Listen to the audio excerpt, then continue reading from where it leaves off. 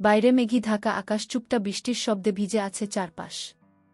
আমি তখন ভাবতেও পারিনি এক বৃষ্টি ভেজা বিকেল আমার জীবনের গল্প পাল্টে দেবে। তিনি ছিলেন আমার শিক্ষক, বয়স ৩০-এর কোঠায়। অথচ তার চোখের গভীরে ছিল এক রহস্যময় টান। সেদিন কাকতালীয়ভাবে প্রবল বৃষ্টি তাকে আটকে দিল আমার শহরে। আর আমি সাহস করে বললাম, আপনি চাইলে আমার ঘরে আসতে পারেন। ভিজে কাপড়ে দাঁড়িয়ে থাকা তার সেই চেহারা তাকে খুবই আকর্ষণীয় লাগছিল। আমি তাকে ঘরের ভেতরে নিয়ে এলাম। বাইরে ঝরতে থাকা বৃষ্টিকে পিছনে ফেলে দরজা বন্ধ করলাম। এরপর আমি শিক্ষকের আজকের এই গল্পটি আরও স্পেশাল না দেখলে খুব মিস করবেন। আর দয়া করে গল্পটি ভালো লাগলে ভিডিওটি লাইক, কমেন্ট, শেয়ার ও চ্যানেলটি সাবস্ক্রাইব করে দিন প্লিজ। 10টা বেজে গেছে, অথচ অপর্ণা এখনও আসেনি। অরিন্দম সেন, বয়স 28, মহুলপুর উচ্চ বিদ্যালয়ের নবনিযুক্ত শিক্ষক, গ্রামের এক প্রান্তে গাছপালায় ঘেরা দালানবাড়িতে একা থাকেন। চাকরির শুরুতে গ্রামের মানুষের সরলতা তাকে টেনেছিল, কিন্তু একাকিত্ব ধীরে ধীরে অনুভব করছিলেন। প্রায় 1 মাস হল প্রতিদিন সকালে স্কুলে যাওয়ার আগে অপর্ণতার বাড়ি আসে। কখনো বই নিয়ে প্রশ্ন করতে, কখনো গল্প করতে। অরিন্দম নিজেও জানেন এটা শুধু পড়াশোনা নয়, এর মধ্যে আছে অদ্ভুত টান যা কেউ মুখে বলে না। কিন্তু দুজনেই অনুভব করে আজকের দেরি তাই তাকে অস্থির করে তুলেছে। গেটের দিকে চোখ রাখতে রাখতে চায়ের কাপ ঠান্ডা হয়ে গেল। হঠাৎ গেট খুলে অপর্ণা হন করে ভেতরে ঢুকল, কাঁধে ব্যাগ, মুখে হালকা ক্লান্তি। এত দেরি হলো কেন? অরিন্দম হেসে জিজ্ঞাসা করলেন। পাশের গ্রামে এক আত্মীয় অসুস্থ হয়ে পড়েছিলেন, দেখতে গিয়েছিলাম। অপর্ণা ব্যাগ নামিয়ে রাখল। তারপর সরাসরি তার দিকে তাকিয়ে মৃদু হেসে বলল, আপনার সঙ্গে দেখা না হলে দিনের শুরুটা কেমন যেন অসম্পূর্ণ লাগে। অরিন্দম সেই কথা শুনে কিছুক্ষণ চুপ করে থাকলেন।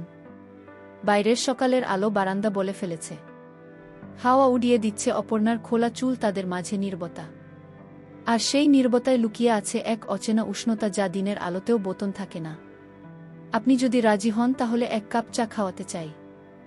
আমার কথাটা শেষ হতেই রিমি ম্যাডাম এক মুহূর্ত থমকে দাঁড়ালেন। বাইরের বৃষ্টির শব্দ যেন আরও তীব্র হয়ে উঠল। তার কাঁধের ভেজা চুল থেকে ফোঁটা ফোঁটা জল গড়িয়ে পড়ছে, তার চোখে হালকা বিস্ময়, কিন্তু ঠোঁটে এক অচেনা উষ্ণ হাসি। তোমার এই নিমন্ত্রণটা অদ্ভুতভাবে ভালো লাগছে, তিনি ধীরে বললেন। আমার বুকের ভেতর হঠাৎ করে এক ধরনের উষ্ণ স্রোত বয়ে গেল। আমি বুঝলাম এই মুহূর্তটা কোনো সাধারণ শিক্ষক ছাত্র আলাপ নয়। এর ভেতরে এক অদ্ভুত টান আছে যা আমাকে অবচেতনই তার দিকে আরও কাছে টেনে নিচ্ছে। আমরা একসাথে আমার ছোট্ট ড্রয়িং রুম এ ঢুকলাম। ভিতরের হালকা আলো, তার ভেজা চুলগুলো কপালের উপর পড়ে আছে। গায়ের শালটা কাঁধ থেকে খানিকটা সরে গেছে, যেন উষ্ণতার এক নীরব আমন্ত্রণ। আমি চায়ের কাপ হাতে এগিয়ে দিলাম। আঙুল ছোঁয়ার সাথে সাথে যেন শরীরে বিদ্যুতের মতো এক অনুভূতি ছড়িয়ে পড়ল। তুমি তো ভালোই চা বানাও, রিমি ম্যাডাম এর কণ্ঠে প্রশংসার সাথে সাথে এক নরম উষ্ণতা মিশেছিল। আমার মনে হলো এই সন্ধেটা হয়তো আমাদের দুজনের জন্যই কোনো অজানা গল্পের প্রথম পাতা হয়ে থাকবে। আমাদের মাঝে তৈরি হওয়া সেই নীরব বোঝাপড়া যেন অদৃশ্য সুতোয় বাঁধা। আমি অনুভব করছিলাম তার প্রতিটি কথা, প্রতিটি দৃষ্টি, সবই আমাকে অজানা কোনো দিকে টেনে নিয়ে যাচ্ছে। সন্ধ্যের আলো তখন ঘরের জানালায় হেলে পড়েছে। বইপত্র গুছিয়ে রাখতে রাখতে আমি হঠাৎ তার হাতের আঙুলে ঠেকে গেলাম। কোনো শব্দ উচ্চারণ করিনি, শুধু চোখে চোখ রেখে বুঝিয়ে দিলাম আমি এই অদ্ভুত আকর্ষণের বাইরে নেই। তিনি মৃদু হেসে বললেন, তুমি কি সবসময় এত চুপচাপ? আমি কিছু বলতে যাচ্ছিলাম, কিন্তু তার চোখের গভীরে সেই প্রশ্নের উত্তর আটকে গেল। পরক্ষণেই তিনি জানালার দিকে তাকিয়ে বললেন, আজ আকাশটা কেমন যেন মন খারাপের মতো লাগছে, ঠিক আমার মতো। আমি কিছুটা কাছে গিয়ে দাঁড়ালাম। দূরের বজ্রপাতে আলো ঘরে ঝলসে উঠল, আর সেই মুহূর্তে তার কাঁধে আমার হাতের স্পর্শ। আমাদের মধ্যে দূরত্ব যেন এক নিঃশ্বাসে মিলিয়ে গেল। তার চোখে তখন অদ্ভুত এক উষ্ণতা, আর আমার মনে কেবল একটাই অনুভূতি, এই মুহূর্তটুকু চিরদিনের জন্য ধরে রাখতে চাই। বজ্রপাতের আলো নিভে গেলে ঘরটা আবার শান্ত অন্ধকারে ঢেকে গেল। জানালার বাইরে বৃষ্টি ক্রমশ বেড়ে চলেছে, টপ টপ করে জল পড়ার শব্দ যেন আমাদের নীরবতার সাথে মিশে যাচ্ছে। তিনি ধীরে ধীরে জানালাটা বন্ধ করলেন, তারপর আমার দিকে ফিরে দাঁড়ালেন। চোখে তখন এমন এক দৃষ্টি যা ভাষার বাইরে কিন্তু অনুভূতিতে স্পষ্ট। আমি বুঝলাম এই মুহূর্তে কোনো শব্দের প্রয়োজন নেই। আমি নীরবে তার কাছে এগিয়ে গেলাম। আমাদের মাঝে মাত্র 1 হাত দূরত্ব, অথচ মনে হলো এটাই যেন সবচেয়ে দীর্ঘ পথ যা পার হওয়ার অপেক্ষায়। আমি কতদিন ছিলাম? তিনি ধীরে মাথা নিচু করলেন, চুলের কিছু গোছা কপালে নেমে এলো। আমি হাত বাড়িয়ে চুল সরিয়ে দিলাম। সেই স্পর্শে তার নিঃশ্বাস কেঁপে উঠল, আর আমার বুকের ভেতর হঠাৎ কেমন এক অদ্ভুত উষ্ণতা ছড়িয়ে পড়ল। কোনো তাড়া নেই, তবুও মনে হচ্ছিল সময় যেন থেমে গেছে। বাইরে বৃষ্টি পড়ছে অবিরাম, আর ঘরের ভেতর আমাদের নীরবতা যেন এক গভীর প্রতিশ্রুতির মতো জড়িয়ে আছে। ঘরের বাতাসে এখনও বৃষ্টির গন্ধ ভাসছে। আমি তার মুখের দিকে তাকিয়েছিলাম, কিন্তু তিনি চোখ সরাচ্ছিলেন না, যেন দুজনেই একে অপরের চোখে উত্তর খুঁজছিলাম। আমি আসতে বললাম, আপনি চাইলেই আজকে বৃষ্টি থেমে যাক, কিন্তু আমার মনে হচ্ছে আমি চাই না এই সময় শেষ হোক। তিনি সামান্য হেসে মাথা নিচু করলেন। সেই হাসি এত শান্ত, অথচ গভীর যে আমার বুক কেঁপে উঠল। তুমি জানো তো, আমি অনেক দিন ধরেই ঘরে আসিনি, অথচ আজ মনে হচ্ছে এখানেই যেন আমার সবটা আটকে আছে। আমাদের কথা ধীরে ধীরে থেমে গেল, শুধু নিঃশ্বাসের শব্দ আর দূরে বজ্রের গর্জন। তিনি হঠাৎ আমার খুব কাছে এসে দাঁড়ালেন, আমার কাঁধে হাত রেখে বললেন, তুমি কি জানো, আজকের এই মুহূর্তটা হয়তো আমাদের জীবনে আর কখনো আসবে না। আমি কিছু বললাম না, শুধু তার হাত দুইটা আমার হাতে নিয়ে চুপচাপ ধরে রাখলাম, যেন সেই নীরব স্পর্শের সব কথা বলা হয়ে গেল। নিরাপত্তার মধ্যে তার হাতের উষ্ণতা আমার হাতের ভেতরে ধরা ছিল। বাইরে বৃষ্টি যেন আরও জোরে পড়ছে, কিন্তু ঘরের ভেতর আমাদের নিজের এক আলাদা জগৎ তৈরি হয়ে গেছে। তিনি ধীরে ধীরে সোফায় বসে পড়লেন, আর আমাকে ইশারায় পাশে বসতে বললেন। আমি বসতেই তিনি জানালার দিকে তাকিয়ে বললেন, তুমি কি কখনো খেয়াল করেছ, কিছু মানুষ জীবনে হঠাৎ এসে এমনভাবে থেকে যায় যে তাদের ছাড়া ভবিষ্যৎ কল্পনাই করা যায় না। আমি অবাক হয়ে থাকালাম। তার দিকে কথাটা ছিল সরল, কিন্তু ভেতরে যেন গভীর এক অনুভূতি লুকিয়েছিল। আমি উত্তর দিলাম, হয়তো সেই মানুষগুলো আমাদের জীবনের অসম্পূর্ণ গল্পের হারিয়ে যাওয়া অধ্যায়, যাদের ছাড়া কাহিনী শেষ হয় না। তিনি আমার দিকে তাকালেন, চোখে অদ্ভুত এক মিশ্র অনুভূতি, কৃতজ্ঞতা, স্নেহ আর এক বিন্দু দ্বিধা। হঠাৎ খুব ধীরে আমার কাঁধে মাথা রেখে বললেন, আজ তুমি না থাকলে হয়তো আমি একাই বৃষ্টির রাত পার করতে পারতাম না। আমরা আর কোনো কথা বললাম না, শুধু বৃষ্টির শব্দ, নিঃশ্বাসের নীরবতা আর হৃদবন্ধনের তাল মিলিয়ে সেই রাত আরও গভীর হতে লাগল। রাত প্রায় গভীরের দিকে গড়াচ্ছে, জানালার কাছে বৃষ্টির ফোঁটা গড়িয়ে পড়ছে, যেন প্রতিটা ফোঁটার সঙ্গে আমাদের নীরব কথোপকথন আরও গোপন হয়ে যাচ্ছে।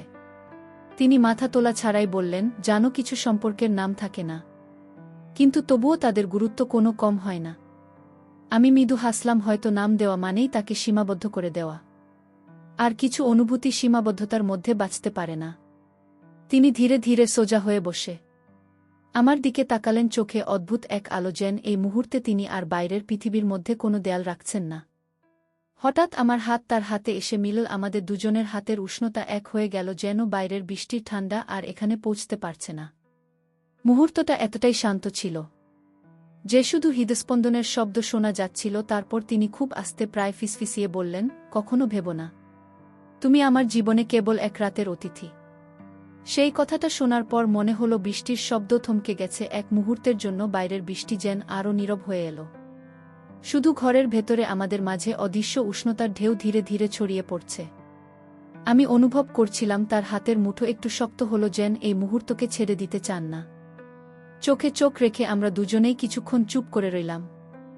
হঠাৎ তিনি হালকা হাসলেন, কিন্তু সেই হাসিতে লুকিয়েছিল বছরের পর বছর জমে থাকা ক্লান্তি আর কিছু না বলা কথা। তুমি জানো, মানুষ শুধু সঙ্গ চায় না, চায় বোঝা হোক, অনুভব করা হোক।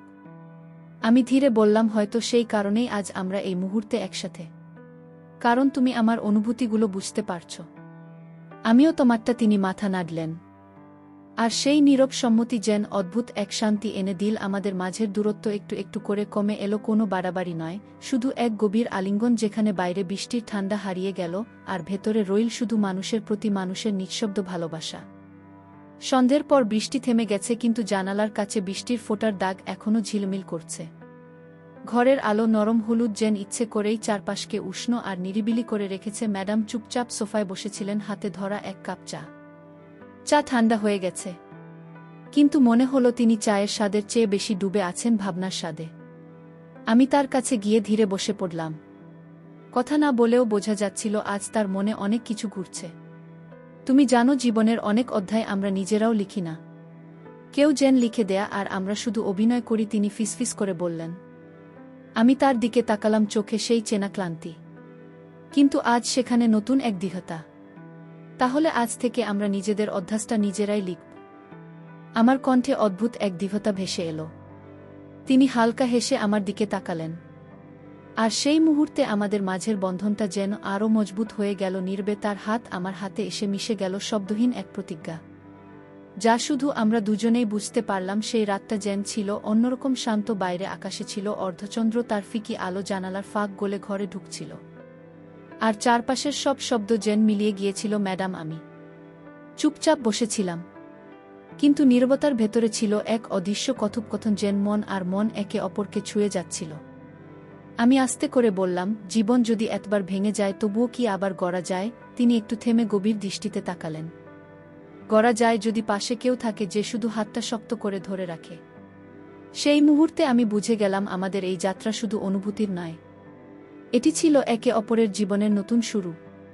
আমরা ঠিক করলাম অতীতের ক্ষত নিয়ে আর লড়াই করব না, বরং নতুন দিনের জন্য বাঁচব। মানুষের জীবনে ভালোবাসা যতটা প্রয়োজন ততটাই প্রয়োজন সম্মান আর বোঝাপড়া। সেদিন রাতের প্রতিজ্ঞা ছিল যে কোনো পরিস্থিতিতেই আমরা একে অপরের পাশে থাকব আর অন্যের জীবনে আলো ছড়ানোর চেষ্টা করব, যেমন আজ আমরা একে অপরের জীবনে করেছি। ভালোবাসা মানে শুধু অনুভূতির উষ্ণতা নয়, বরং একে অপরকে বোঝা, সম্মান করা আর বিপদের সময় হাত ছেড়ে না দেওয়া। যে সম্পর্ক বোঝাপড়ার সম্মানের উপর দাঁড়ায় সেটি সময়ের পরীক্ষায় টিকে কাকে। বন্ধুরা, গল্পটি এখানে সমাপ্ত করলাম।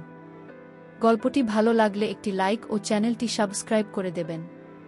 ভালো থাকবেন সবাই, দেখা হচ্ছে পরের ভিডিওতে।